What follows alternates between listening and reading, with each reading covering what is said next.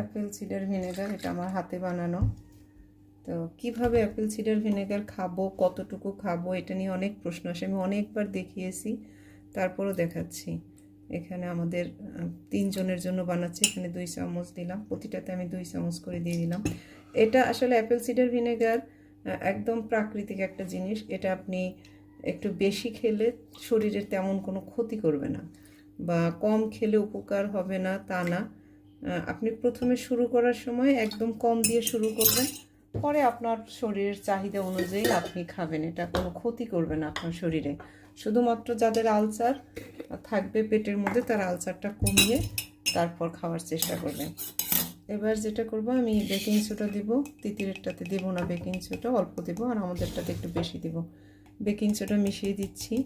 এটা baking soda দিয়েই খেতে হবে এমন কোনো কথা নাই। এটা আপনারা লেবুর রস দিয়ে খেতে পারেন, বা এমনি পানির সাথেও খেতে পারেন। আমি আজ বেকিং সোডা দিয়ে খাচ্ছি, আর এই যে সামান্য একটুখানি আমি তিতিরের জন্য দিলাম। বাচ্চাদের আসলে বেকিং সোডার কোনো দরকার নেই, তারা যদি স্বাস্থ্যকর প্রাকৃতিক খাবার খায় তাহলেই যথেষ্ট।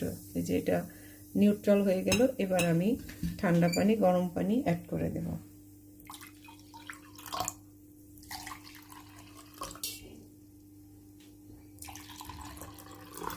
এবং প্রতিদিন ঘুম থেকে উঠে খালি পেটে খেতে পারেন, খাওয়ার পরে খেতে পারেন, খাওয়ার আগে খেতে পারেন।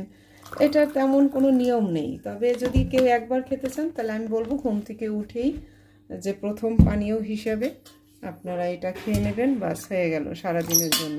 এছাড়া দাওয়াত খেতে গেলেও অনেক সময় আমরা আগে খেয়ে যাই, বা ফিরে এসে অবশ্যই বেকিং সোডা দিয়ে বা এমনি অ্যাপেল সিডার ভিনেগার খেয়ে নিই।